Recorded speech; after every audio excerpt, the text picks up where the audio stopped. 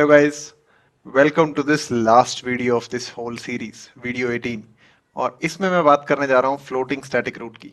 इसके लिए मैंने एज्यूम किया है कि आपको ये पता है कि लूप बैक इंटरफेस क्या होता है। तो अगर आपने वो वीडियो नहीं देखा है, go ahead watch it. And अगर आप लास्ट तक पहुंच पाए हैं, क्योंकि काफी लोगों में तो ये मोटिवेशन ही नहीं होता कि वो एक वीडियो सीरीज जो स्टार्ट करें उसको खत्म करें, तो I congratulate you. Let's start with the floating static route concept. Video में मैंने सोचा कि हम क्या करते हैं, हम लूप बैक इंटरफेस को एक प्रैक्टिकल यूज भी करके देखते हैं और उसके साथ साथ हम एक कंसेप्ट है सीसीएनए में जिसको हम कहते हैं फ्लोटिंग स्टैटिक रूट। तो उस कंसेप्ट को भी अंडरस्टैंड करके देखते हैं। तो मैंने यहाँ पे सिंपल सी एक टोपोलॉजी बनाई है पैकेट ट्रेसर में। एंड इसको अगर आप देखोगे तो it's quite like the topology जो हमने पहले बनाई थी। ठीक है, उसमें हमने 3 राउटर्स लाइन में यूज किए हुए थे। मैंने simple R1, R2, R3 3 routers को यूज किया और मैंने यहाँ आईपी एड्रेसिंग ऑलरेडी कॉन्फ़िगर की हुई है। ठीक है, एक्सेप्ट लूप बैक इंटरफेस। ठीक है, लूप बैक इंटरफेस मैं आपके सामने कॉन्फ़िगर करूंगा। सपोज करते हैं मैं यहाँ R1 पे चलता हूँ। ठीक है, एंड मैं आपको शो रन दिखा भी देता हूँ। ठीक है, जस्ट फॉर क्लैरिफिकेशन से। ठीक है, कि कोई एक्स्ट्रा चीज यहाँ नहीं है। ठीक है, सिर्फ 12.1 का आईपी है यहाँ पे, फास्ट 0/1 पे 13.1 इज हियर। ठीक है, लाइकवाइज बाकी राउटर्स पे भी है, trust me.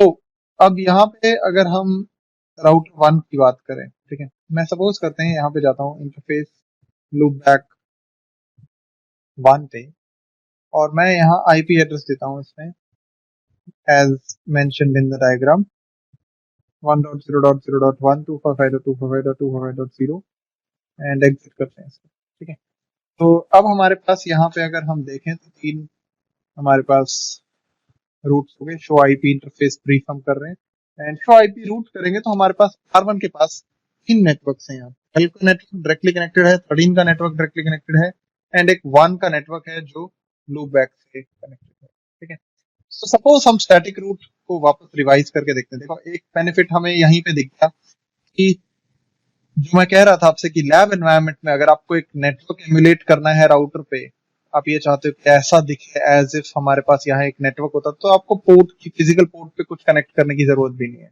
Right, just loop back interface configure करो, it's already up. Even no shutdown command की भी रिक्वायरमेंट नहीं है। ठीक है, तो मैं अब क्या करता हूँ इस चीज में,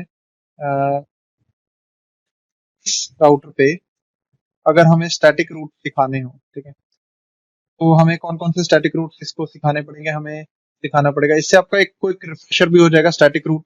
एंड अगर आप इफ यू फील लाइक आपको स्टैटिक राउटिंग पूरे तरीके से आ गई है, गो हेड इसमें एंड टू एंड रीचेबिलिटी बना दो हर जगह से। ठीक है, पॉज वीडियो राइट नाउ और अभी आप जाओ और स्टैटिक राउटिंग कर दो, बिकॉज सारे रूट यहाँ R1 को नहीं पता। जैसे R1 को यहाँ 23 का नेटवर्क नहीं पता। राइट, R2 की बात करें तो उसे 13 का नहीं पता। ठीक है, 1 का नहीं पता। ठीक है, तो ऐसे जो भी इंटरफेसेस हैं यहाँ पे या जो भी रूट्स हैं जिनके बारे में रेस्पेक्टिव राउटर्स को नहीं पता है, go ahead do that static routing. ठीक है, और मैं आपको कंटिन्यू करके यहाँ पे स्टैटिक राउटिंग का रिफ्रेशर प्लस ये फ्लोटिंग स्टैटिक रूट का कंसेप्ट बताता हूँ। ठीक है, अगर हम R1 पे कंफिगर करना चाहें स्टैटिक रूट, तो हमारे पास 23 का एक नेटवर्क है जो हमने नहीं सिखाया है उसे, बाकी तो उससे डायरेक्टली कनेक्टेड है। सिमिलर जैसे हमने पहले दिया था 12.0.0.2 एक हमारे पास इस रास्ते से जाना बेटर रहेगा 23 पे। अगर आप देखोगे तो 23 पे जाने का एक दूसरा रास्ता भी है हमारे पास। वो दूसरा रास्ता है हमारे पास अगर हम 13.2 से जाएं। देखो, अगर हम यहाँ पे रिडंडेंसी रखना चाहें, मतलब R1 23 के नेटवर्क पे रिडंडेंटली इस रूट से गया या दूसरे रूट 13.2 से भी जाए, तो हम 2 स्टैटिक रूट यहाँ दे सकते हैं। उसका बेनिफिट ये होगा कि हमने शो आईपी रूट करेंगे अगर यहाँ पे, हमने एक रिडंडेंसी बना दी। हमने ये बताया कि 23 का नेटवर्क भैया R1 तुम्हें 2 तरफ से रीचेबल है। एक तुम 12.0.0.2 से जा सकते हो, दूसरा तुम 13.0.0.2 से जा सकते हो। ठीक है, लाइकवाइज अगर हम बाकी राउटर्स पे भी कॉन्फ़िगरेशन करते चलें, ठीक है, R1 को कोई और रूट तो यहाँ नहीं सिखाने की जरूरत, तो मैं नेक्स्ट चलता हूँ R2 पे। ठीक है, और R2 को हमें कौन कौन से नेटवर्क सिखाने की जरूरत है। अगर हम यहाँ पे बोलें तो एक उसे सिखाने की जरूरत है 13 का और एक उसे 1 का नेटवर्क सिखाने की जरूरत है। ठीक है, तो पहले मैं 13 का नेटवर्क सिखाता हूँ। ठीक है, IP रूट 13.0.0.0/24 एंड 12.0.0.1 एक रास्ता है, राइट, यहाँ से इधर पहुंचने का। और एक दूसरा रास्ता है उसके पास, अगर वो 23.0.0.2 नेक्स्ट हॉप IP दे रहा हूं मैं यहाँ पे, इस रास्ते से जाए तो भी 13 के नेटवर्क पे वो पहुंच सकता है, ठीक है। अब बात आती है हमारे पास 1 के नेटवर्क की, ठीक है। अगर आप इस 1 के नेटवर्क को देखोगे तो इस पहुंचने के भी हमारे पास दो रास्ते हैं, एक ये वाला, एक यहाँ नीचे से R3 से होता हुआ, ठीक है। अब देखो, एक तरीका ये हो सकता है कि हम इसे कॉन्फ़िगर करते वक्त कुछ ऐसे करें और हम दे दें 12.0.0.1 और दूसरा हम दे दें 23.0.0.2, ऐसे भी दे सकते हैं, ठीक है। बट अगर आप ध्यान से देखो इन दोनों पाथ्स में से, क्योंकि सारे लिंक्स फास्ट इथरनेट है, इन दोनों पाथ्स में से कौन सा बेटर पाथ है? ये वाला पाथ बेटर है पहुंचने के लिए, क्योंकि इससे हमें राउटर्स कम क्रॉस करने पड़ते हैं, राइट। यहाँ से हमें एक और दो, यहाँ से हमें एक ही राउटर क्रॉस करना पड़ेगा, राइट। तो अगर आप इसे ऐसे दे रहे हो, देखो तो क्या होगा, मैं अगर शो आई शूट करूँ यहाँ पे, तो हमारे पास यहाँ पे 1 के नेटवर्क पहुंचने के दो रास्ते हैं। और राउटर क्या करता है, जब आप उसे ऐसे कोई स्टैटिक रूट देते हो या ऐसे कोई भी रूट उसे दो इक्वल पाथ मिले, तो उन पे लोड बैलेंसिंग करता है। लोड बैलेंसिंग करता है तो वो इक्वल प्रोपोर्शन ऑफ पैकेट, मतलब कुछ पैकेट्स यहाँ से भेजेगा और उतने ही अमाउंट ऑफ पैकेट यहाँ से भी भेजेगा, ठीक है। पैकेट ट्रेसर में आपको कुछ ज्यादा ही लोड बैलेंस करता हुआ दिखेगा, मतलब एक पैकेट यहाँ से एक पैकेट यहाँ से, बट इतनी स्ट्रिक्ट एक एक पैकेट की लोड बैलेंसिंग भी नहीं होती रियल राउटर पे, ठीक है। रियल राउटर पे प्रोपोर्शन वाइज वो सेम रहेगा, बट लोड बैलेंसिंग होगी। अब अगर हम सपोज ये नहीं चाहते, हम ये चाहते हैं कि R2 अगर 1 नेटवर्क पे जाए हमेशा इसी पाथ को प्रेफर करके जाए, अनटिल और अनलेस ये पाथ डाउन हो जाए तो फिर वो इस पाथ को चूज करे। बट अगर ये पाथ अप है तो सिर्फ इसी पाथ को यूज करना चाहिए। तो यहाँ पे हम क्या कर सकते हैं, मैं क्विकली पहले ये दोनों रूट को हटा देता हूँ ताकि फुल क्लियर रहे ये कंसेप्ट, ठीक है। दोनों हमने 1 के रूट दिए थे, हमने 13 के रूट नहीं मॉडिफाई कर रहे, 13 हमारे पास वैसे भी इक्वल तरीके से है दोनों तरफ से, ठीक है। अ, एक ये वाला, ठीक है, 23.2 वाला और 12.1 वाला। अब हमारे पास यहाँ R2 पे शो IP रूट करें तो 1 का नेटवर्क नहीं है। हमें इसे कैसे देना चाहिए अगर हमारी रिक्वायरमेंट ऐसी है कि ये बेस्ट पाथ है? हमें ये वाला पाथ जो है, जो हम कह रहे हैं IP रूट 12.0.0.1 से जाने वाला, इसको हम जैसे दे रहे थे वैसे ही देंगे। बट जो हम दूसरा पाथ दे रहे थे 23.0.0.2 से, उसके आगे अगर आप यहाँ स्पेस करके क्वेश्चन मार्क करोगे तो यहाँ पे आपके पास डिस्टेंस बताने का, एडमिनिस्ट्रेटिव डिस्टेंस बताने का एक ऑप्शन है। मैंने आपसे एडमिनिस्ट्रेटिव डिस्टेंस के वीडियो में बात की थी कि बाय डिफॉल्ट स्टैटिक रूट्स का एडी वैल्यू 1 होता है, ठीक है।